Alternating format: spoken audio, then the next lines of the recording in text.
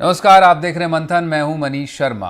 बीते साल के आखिर में देश की सियासत और चुनाव को लेकर जो बड़ा मुद्दा सामने आया वो था वन नेशन वन इलेक्शन। अब लोकसभा चुनाव से ऐन पहले पूर्व राष्ट्रपति रामनाथ कोविंद की अगुवाई में बने 8 सदस्यीय पैनल ने राष्ट्रपति द्रौपदी मुर्मू को अपनी रिपोर्ट सौंप दी है। एक साथ चुनाव की संभावनाएं भले 2029 से बने, लेकिन रिपोर्ट की खबर सामने आते ही चुनावी गर्मी में सियासी पारा एकदम से उछाल पर है।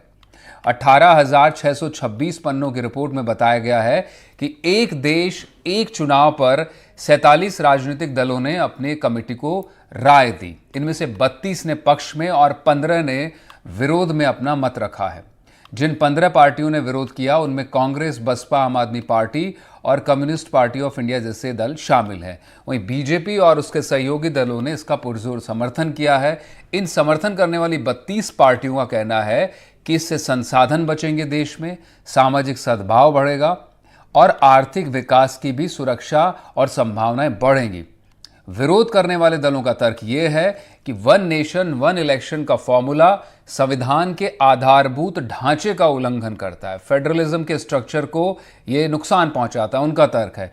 साथ ही यह लोकतांत्रिक है, गैर संघीय कदम होगा जिससे क्षेत्रीय दलों को नुकसान होगा और राष्ट्रीय पार्टियों का प्रभुत्व बढ़ेगा। ये विरोध करने वाले कांग्रेस और टीएमसी जैसे और डीएमके जैसे दलों का तर्क है, जो खास तौर पर इसे अलोकतांत्रिक बता रहे हैं और संघीय ढांचे पर चोट करने वाला बता रहे हैं। तो आज मंथन इसी पर करेंगे कि वन नेशन वन इलेक्शन की सुविधा क्या है और विपक्ष की दुविधा क्या है। इसको लेकर ये डिकोड करेंगे। मेरे साथ खास मेहमान मौजूद होंगे। मोहम्मद आमीन, पूर्व संयुक्त निदेशक ईसीआई, मदन प्रजापत, प्रवक्ता बीजेपी के जुड़ेंगे और पंकज शर्मा जी हमारे साथ कांग्रेस से जुड़ेंगे। आप सभी का स्वागत है। हमारे साथ बीजेपी के प्रवक्ता भी जल्द जुड़ेंगे। मोहम्मद आमीन साहब, पहला सवाल मेरा आप ही से होगा।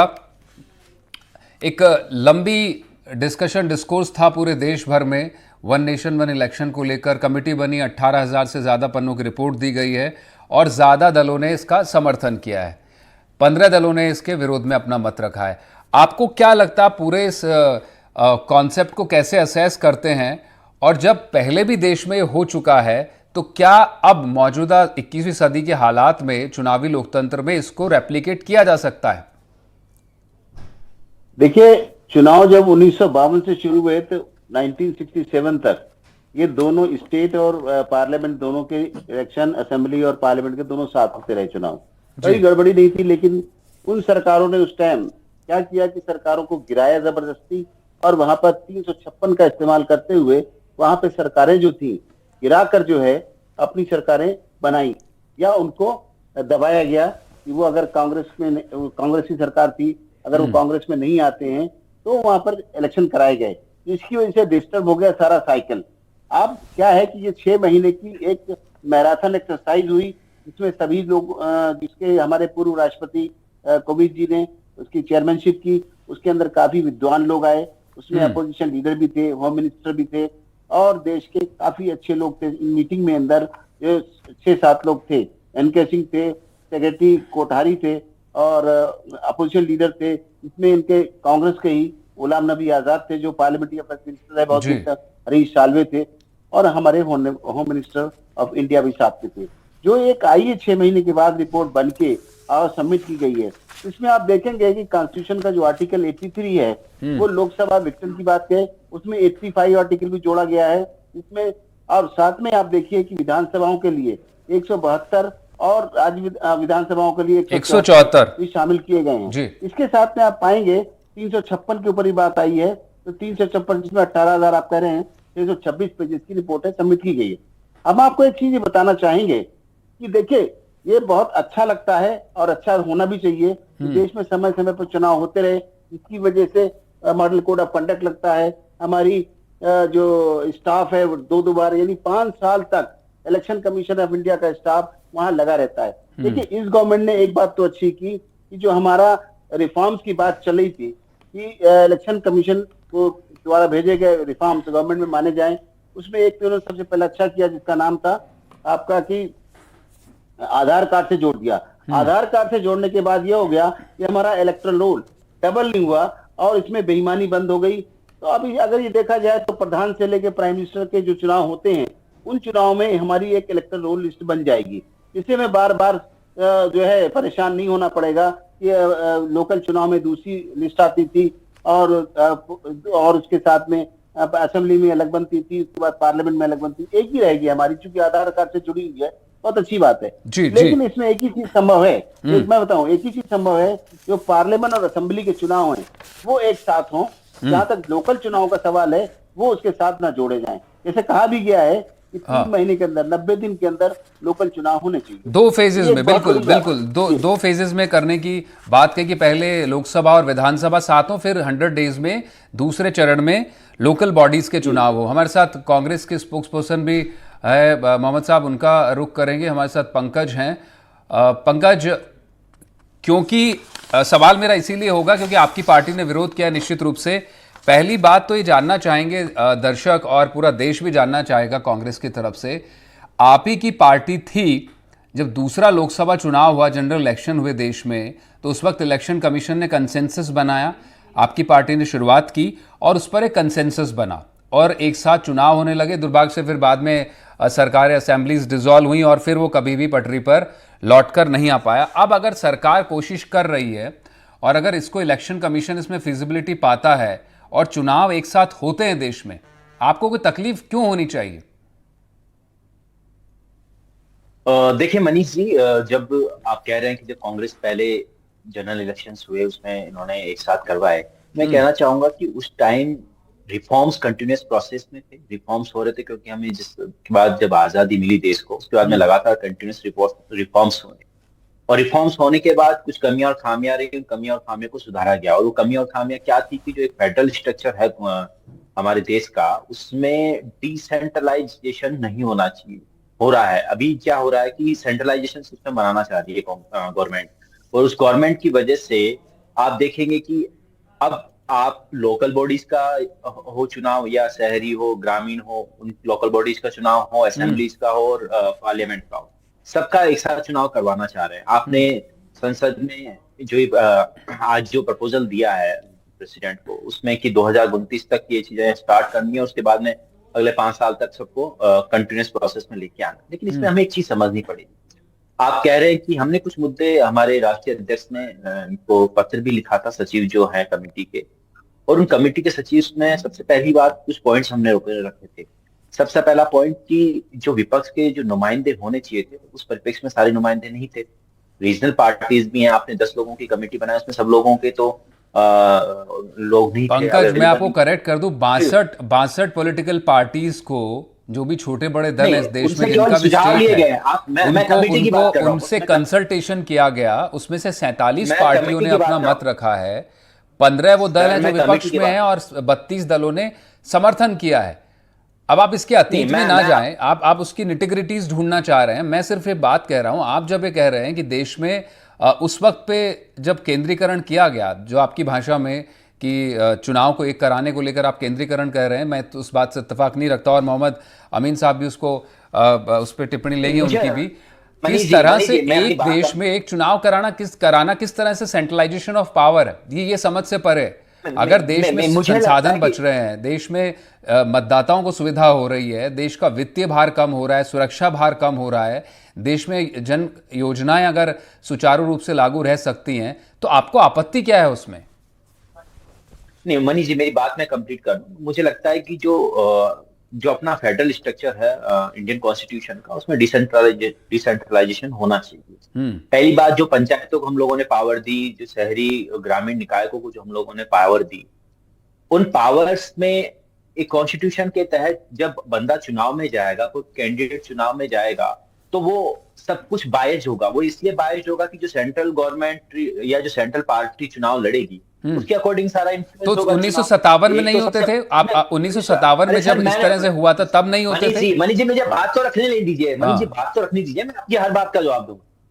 1957 में क्या होता था, कुछ कमियां खामियां थी, तो मैं ऑलरेडी दोहरा चुका हूं। इसीलिए तो रिफॉर्म्स हुए ना, और रिफॉर्म्स में हम आगे बढ़े। तो मतलब आप वन नेशन वन इलेक्शन को रिफॉर्म नहीं मानते? आप वन नेशन वन इलेक्शन को रिफॉर्म नहीं मानते? कमियां हैं, क्या कमियां हैं, मैं अभी बता देता हूं। पहली जो मैंने बताई कि आपके जवाब से आप कंफ्यूज लग रहे हैं पंकज जी। नहीं, मैं कंफ्यूज हूँ, आप मुझे कंप्लीट ही नहीं करने दे रहे हैं, अपनी बात ही नहीं रखने नहीं, दे रहे हैं। आपको मेरी पूरा बात समय कंप्लीट दिया, करने मोहम्मद दीजिए। आमीन के बाद आप ही बात कर रहे हैं। सर मैं बात रखने तो दूं, आप बीच में मुझे जी, इंटरप्ट जल्दी कर से रहे हैं, मुझे खत्म मेरी कीजिए बात जी। रखने दीजिए। मेरी बात है, कुछ पॉइंट्स मैं रखना चाहता हूँ। पहली बात, जो पंचायतों को, शहरी निकायों को, इनको ग्रामीण निकायों को जो एक पावर दी हुई है, वो हाँ। पावर कहीं ना कहीं कमजोर होगी, क्योंकि ये चुनाव जो होंगे एक साथ होंगे तो वो इन्फ्लुएंस होंगे सेंट्रल गवर्नमेंट की तरफ से। दूसरी बात, आप कह रहे हैं कि खर्चे कम होंगे, खर्चे कम कहां से होंगे? आप देखेंगे कि 2014 में जो चुनाव हुआ था उसमें लगभग 3800 करोड़ रुपए का खर्चा आया था, जो इन्होंने डेटा पे, 2019 का तो सेंट्रल गवर्नमेंट ने डाला भी नहीं। और इनको जो चंदा मिला वो कितना मिला? लगभग 10,122 करोड़ रुपए का इनको चंदा मिला, और उसमें से 5,000 करोड़ के लगभग इलेक्टोरल बॉन्ड से मिला, वो भी छुपा पंकज लिया जी, आप गया। डिरेल कर रहे दूसरी हैं। बात, पंकज जी, ये आप अपने जवाब से डिरेल कर रहे हैं, आप डाइग्रेस हो रहे हैं टॉपिक से। आप ये नहीं बता पा रहे हैं कि 1957 में वो किस तरह से एक साथ चुनाव हो रहे थे, तो वो ठीक था। अभी आप कह रहे हैं कि वोटर इन्फ्लुएंस होगा। अब मेरे साथ बीजेपी के प्रवक्ता, उनका भी रुख करेंगे। मोहम्मद आमीन शायद कुछ कहना चाह रहे थे इसमें। लौटेंगे पंकज। मोहम्मद आमीन साहब। जी जी, मोहम्मद आमीन साहब। देखिए, ऐसा है कि इनको इस बात का क्लैरिफिकेशन होना चाहिए जी कि हमने अभी जो बात कही थी उसमें पार्लियामेंट और असेंबली की बात कही थी, जिसके एक साथ होने की वजह से क्या होगा कि ईवीएम है, वीवीपैट है, स्टाफ है, उनका ट्रांसपोर्टेशन है, पोलिंग स्टेशन हैं, ये सारी चीजें एक ही बार में हो जाएंगी, स्टेट की और सेंटर की। इसमें खर्चा तो कम होना ही होना है, जितना इसका डबल होता है उसका आधा हो जाएगा खर्चा। जहां तक सवाल है पंचायत के इलेक्शन की, वो मैंने इस पे एग्री नहीं करता हूँ। इस पे आई थिंक कमेटी ने भी एग्री नहीं किया है कि लोकल इलेक्शन को उनके साथ जोड़ा जाए, बल्कि जो इलेक्टोरल रोल है हमारा, वो जो मतदाता सूची है, वो मतदाता सूची पूरी देश में एक होनी चाहिए। और क्योंकि उसको आधार से हम इलेक्शन कमीशन ने जोड़ दिया है, तो इलेक्शन कमीशन सिर्फ सेंटर के इलेक्शन कराता है, जिसमें असेंबली है, पार्लियामेंट है, लोकसभा है, राज्यसभा है, और जहां तक एमएलसी और एमएलए का है।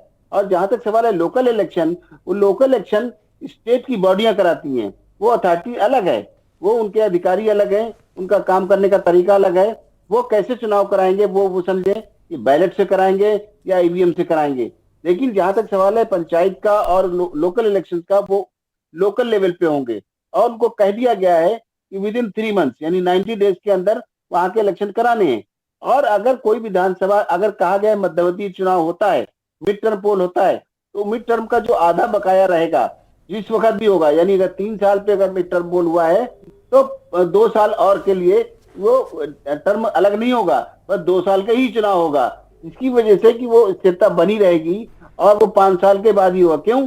अभी क्या होता है कि जब चुनाव होता है तो सारी हमारे मॉडल कोड ऑफ कंडक्ट लग जाते हैं, ना तो इनॉग्रेशन हो सकता है, ना किसी नई स्कीम को लागू किया जा सकता है, और सारा पैराफेलिया यानी हमारा स्टाफ सब कुछ पूरा देश और हमेशा चुनाव में लगा रहता है। बिल्कुल बिल्कुल मोहम्मद आमीन साहब, इस पर अच्छी चीज है। जी जी जी, इस पर डिटेल में बात करें, लेकिन कांग्रेस इसको अच्छी चीज मानने को तैयार ही नहीं है। इनको मैं याद दिला दूं कि परेशान ना हो, ये 2029 तक पॉसिबल नहीं है। बिल्कुल बिल्कुल, ये कांग्रेस को लगता है कई बार तो सिर्फ विरोध करने के लिए, क्योंकि केंद्र सरकार की तरफ से आई है और बीजेपी पावर में, तो विरोध करने के लिए विरोध करना है। हमारे साथ में इस वक्त पर कांग्रेस के प्रवक्ता भी, बीजेपी के प्रवक्ता भी है, मदन प्रजापत। कांग्रेस के प्रवक्ता के पास लौटेंगे ब्रेक के बाद। मदन जी, आप ये बताइए कि आप पर आरोप बार बार ये लग रहा है कि आप सेंट्रलाइजेशन ऑफ पावर करना चाहते हैं। अभी कांग्रेस के प्रवक्ता पंकज कह रहे थे कि आप एक साथ चुनाव कराएंगे, वोटर कंफ्यूज हो जाएगा। मनीष, देखिए, ये तो कांग्रेस का जो अभी आप कह रहे थे कि आप समझा नहीं पा रहे, कंफ्यूज है, तो कंफ्यूज क्या है? ये और इनके नेता, पूरी पार्टी कंफ्यूज है, और ये जनता को कंफ्यूज करना ही चाहते हैं। ये भ्रम फैलाना चाहते हैं, ये डर फैलाना चाहते हैं, ये अराजकता फैलाना चाहते हैं, और इन अराजकता और भ्रम के कारण कि ये सत्ता की प्राप्ति करना चाहते हैं। लेकिन अब इनको ये समझना पड़ेगा कि देश की जनता समझ गई है, 1 नेशन 1 इलेक्शन पहली बार बात नहीं हुई है इसके ऊपर। इसके लिए बात हुई 1983 के अंदर, इलेक्शन कमीशन ने रिकमेंडेशन दी थी, और उस रिकमेंडेशन में कहा था कि अगर 1 नेशन 1 इलेक्शन हो जाता है इस देश में, तो इस देश के अंदर जो आर्थिक आपको फायदा मिलेगा, देश की विकास दर में आपको फायदा मिलेगा, और देश में बार बार चुनाव होने के कारण जो आचार संहिता लगती है, जिससे आम जन का जो वक्त है वो भी बचेगा। ये ना पैसा बचाना चाहते हैं, ना ये देश के अंदर विकास की बात करना चाहते हैं। ये तो सिर्फ इनका मकसद सिर्फ और सिर्फ एक परिवार की बात करे, और एक परिवार से निकल के आने वाला कानूनी कानून हो। मैं बड़े सम्मान से जो पंकज जी को याद दिला दूं, 1952, 1957, 1962 और 1967 के अंदर एक ही बार पूरे देश में चुनाव कराए गए थे, उस समय इनको क्या हो गया था, ये खुद कभी भी करें तो ठीक है, या तो ये बता दें कि उस टाइम के जो जवाहरलाल नेहरू ने किया वो गलत था, उन्होंने सेंट्रलाइजेशन पावर की, या आज जो एक करने की बात हो रही है उसमें सेंट्रलाइजेशन पावर की बात कहा गई। दूसरी चीज में इनको एक चीज और बता देता हूं, इन्होंने कहा कि कुछ लोगों ने बैठ के कानून बना लिया। संसद की स्टैंडिंग कमेटी ने 2018 के अंदर संसद की स्टैंडिंग कमेटी बनी, उस स्टैंडिंग कमेटी ने जो रिकमेंडेशन दी है उसी के आधार पे काम होगा। ये लोकतंत्र है और भारतीय जनता पार्टी और माननीय प्रधानमंत्री जी के राज में लोकतंत्र पूर्ण रूप से जीवित रहेगा और लोकतांत्रिक तरीके से ही कार्य होंगे। ये अलग बात है कि कांग्रेस को लोकतंत्र सिर्फ एक परिवार के अंदर दिखता है और एक परिवार में संवैधानिक संस्थाएं दिखती है। अब राहुल गांधी, प्रियंका गांधी और सोनिया गांधी संवैधानिक संस्थाएं नहीं है। ठीक है, ये समझना पड़ेगा कांग्रेस को। जी जी, अब बिल्कुल देश की बिल्कुल। संवैधानिक मदन जी, संस्था, छोटे से चुनाव ब्रेक के लिए रुक रहे हैं, आयोग, ब्रेक के लिए रुकना जुडिशरी, पड़ रहा है, वापस आएंगे और इसके दूसरे पहलुओं पर भी चर्चा जारी रखेंगे। इसे एक बार मेहमानों का रुख करेंगे और जानेंगे मोहम्मद आमिन साहब से। मोहम्मद साहब, आपसे मेरा सवाल ये होगा कि जो बड़ा इसमें एक पक्ष उठ रहा है वो पक्ष ये है कि स्थानीय चुनाव में मुद्दे अलग होते हैं, लोकल बॉडीज के मुद्दे एकदम अलग होते हैं, और जब पार्लियामेंट के इलेक्शंस होते हैं तब एकदम जनता के मुद्दे और अपेक्षाएं बिल्कुल अलग होती हैं। एक साथ चुनाव होने से ये तर्क दिया जा रहा है काफ़ी दलों की ओर से कि जो बड़ी पार्टियां, बीजेपी, कांग्रेस जैसे राष्ट्रीय दल हैं, उनको ज़्यादा फायदा होगा, क्षेत्रीय दलों का नुकसान होगा। दूसरा सवाल इसमें है कि जो एक साथ चुनाव होंगे तो जनता के बीच में जो स्थानीय मुद्दों पर हावी राष्ट्रीय मुद्दे हो जाएंगे। ये एक क्या भ्रम की स्थिति है या फिर एक वाकई एक सवाल उपस्थित है? इसका जवाब चाहेंगे आपसे। नहीं, इसमें कोई दो राय नहीं है कि वोटर जो है भ्रमित होगा इस बात के लिए। क्यों?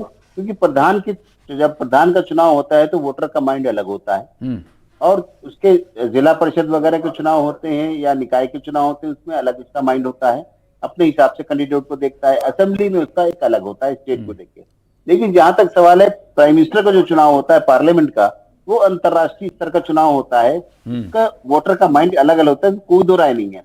लेकिन अब मैंने एक ही बात कही, स्टेट असेंबलीज और पार्लियामेंट दो का एक साथ किया जाए और बाकी नगर निकायों का, निगम का अलग किया जाए, ये तो बात बनती है और इसमें कोई दो राय नहीं है कि ये खर्चे बचेंगे। जैसे मैंने पहले भी कहा था कि ईवीएम है, वीवीपैट है, स्टाफ है, पोलिंग स्टाफ है, आना जाना, ट्रांसपोर्टेशन, बहुत चीजें हैं।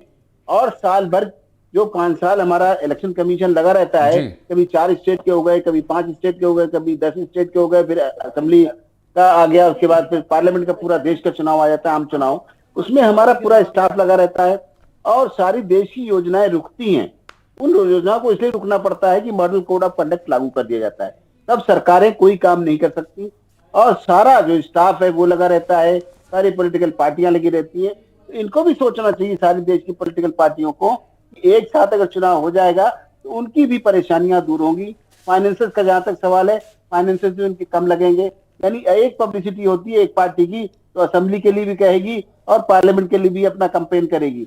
उसमें क्या है, अलग अलग कैंपेन होता है, पार्लियामेंट का अलग कैंपेन होता है, असेंबलीज का अलग कैंपेन होता है, उस कैंपेन के भी जो खर्चे हैं वो भी रुकेंगे। तो ये कोई बुरी चीज नहीं है, लेकिन हाँ, ये आसानी से होने वाला जल्दी नहीं है। क्यों?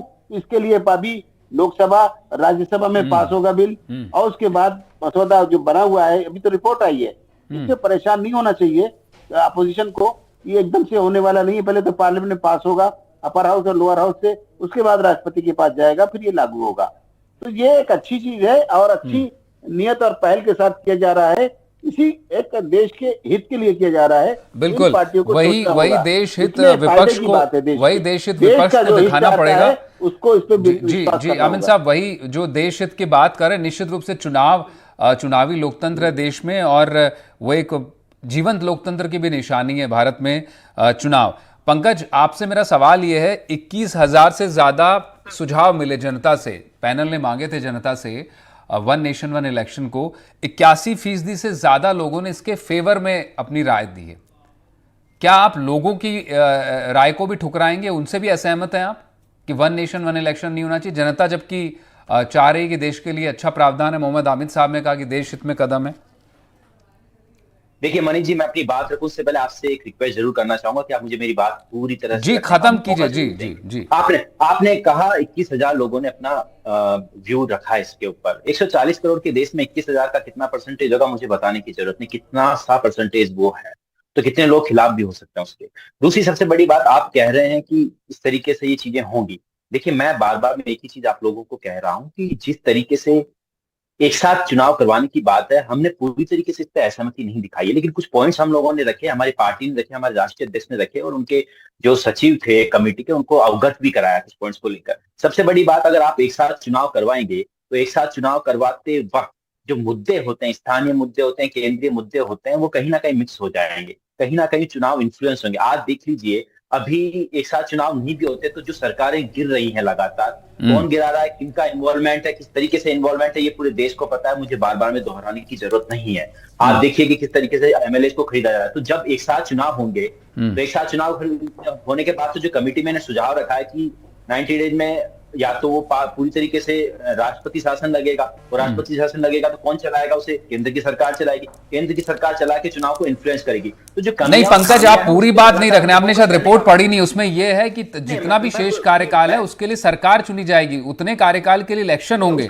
आप बार बार भ्रमित कर रहे हैं। अब ठीक है, हम आखिर पड़ाव पर है। मैं मदन प्रजापति, मदन जी से आखिरी सवाल ले लेते हैं। मदन जी, आप मुझे बोलने तो दीजिए, बहुत समय का अभाव होता पंकज, जी जी बोलने तो दीजिए। ये डिबेट में केवल अकेली कांग्रेस पार्टी। मदन जी, आखिर में मैं आपसे जानना चाहता हूं कि जिस तरह से बार बार आप पर यह आरोप है कि राष्ट्रपति शासन को लेकर, विधानसभा गिराने को लेकर, विधायकों की खरीद फरोख्त को लेकर, कि आप चाहते हैं कि आपकी पार्टी ज्यादा से ज्यादा राज्यों में कब्जा कर ले, वो आरोप आप पर लगातार लग रहा है। टीएमसी कह रही है ये संघवाद के खिलाफ है, अलोकतांत्रिक है। आपका क्या जवाब है इन आरोपों पर?